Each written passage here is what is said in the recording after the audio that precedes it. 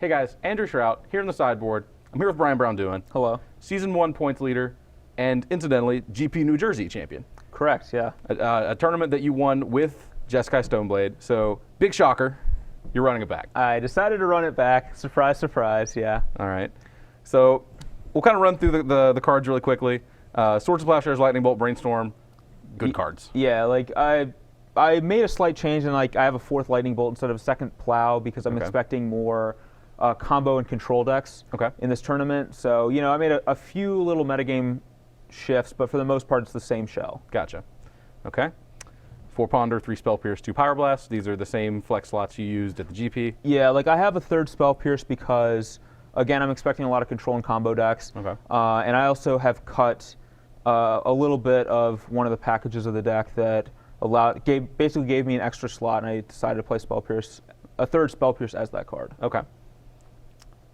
And then, of course, 4 Force of Will. Can't leave home without those. Yeah, I mean these are you guys put the 3 best cards of the deck in one slide, so that was professional right there. I wish I could claim that I was not the one that laid these out. But, Okay. But yeah, 4 Treasure Cruise. Literally can't leave home without that one. Yes. That's just warping the format right now. It seems like. And I think Gitaxian Probe is one of the top 5 cards in Legacy. Okay. I think it's maybe even like the second best card in Legacy. Okay. Or third best card probably. Right. It's like Brainstorm, Treasure Cruise, Gitaxian Probe. Okay. That's where I have That's a strong endorsement. It is. I mean, information advantage is obviously huge. You know, free cantrip, free trigger from Young Pyromancer, and a free card in your graveyard for Treasure Cruise. Okay. Yeah, the fact that it kind of glues both of these cards together. It does, yeah. Kind of ties in with your point. I can see it.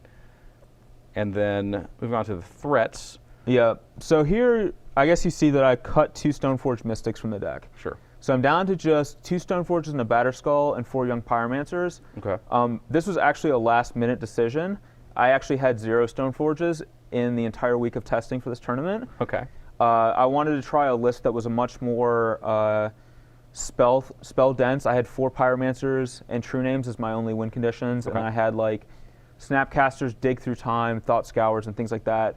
It was performing pretty well, but it was worse against Blue Red Delver, which is a deck that I'm expecting to be in the metagame. Sure.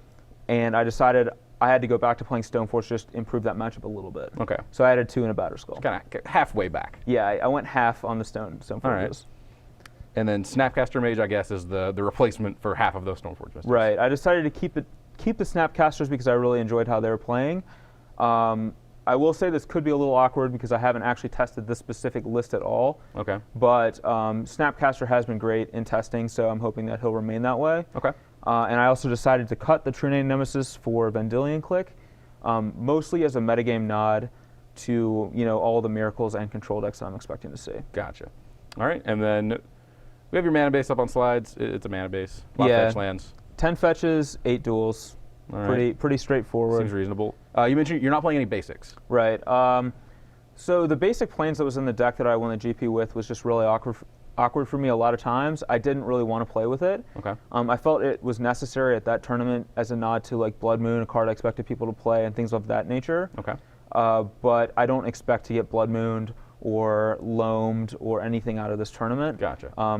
Theoretically, someone could be playing those cards, but I'm just not expecting it, so I built with that in mind. Okay.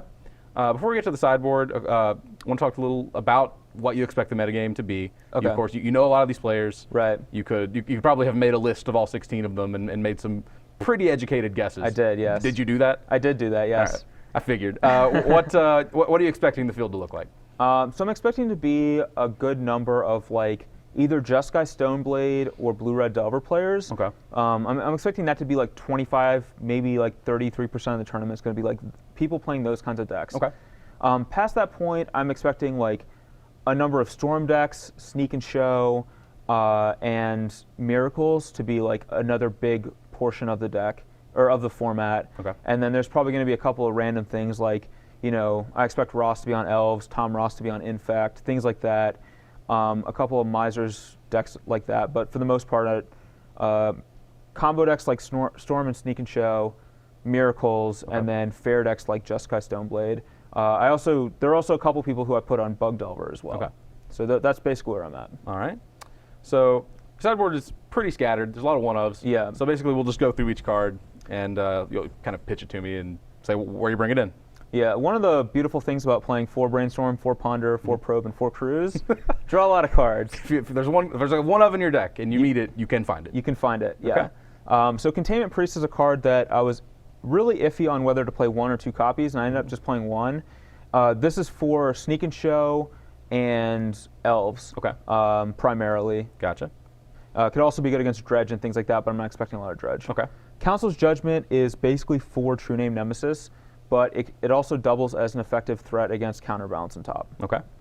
And then Flusterstorm is almost 100% for Storm, Sneak and Show, or any other combo decks that I come against, like even Infect, I'll bring it in. Gotcha.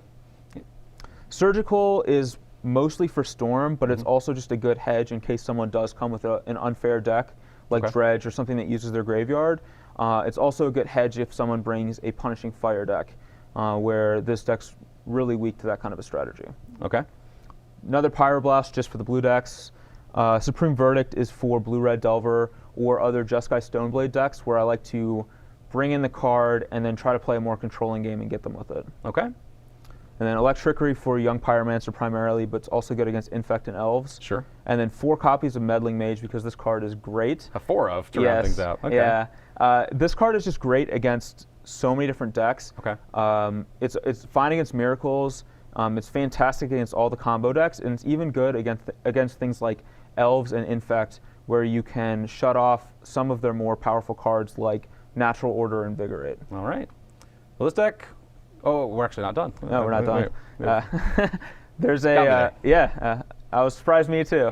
We have a Wear Tear, which is probably the best Legacy sideboard card, period. All right. But it's one of those cards where you never want too many of them. Sure. So I'm only playing 1, but it's so good against almost everything. And then a single Jit to go with the 2 Stoneforges. Sure. So I didn't want to rely too heavily on Stoneforge Mystic, but I liked Stoneforge Batterskull in the main. And then against decks like Elves or Infect, I have Stoneforge Jit. Gotcha. Yeah. All right. Best sideboard card in Legacy. A lot of strong endorsements in this deck too. Yeah. A lot of. I mean, it's a strong deck. So. Sure. Well, and it's a deck that has worked for you before. To the tune of a victory in a 4,000 player GP. Yeah, I feel very confident with the deck. All right. Well, good luck to you tomorrow. Thank you. Stick around. We've got plenty more coverage coming of the Players' Championship here in Roanoke.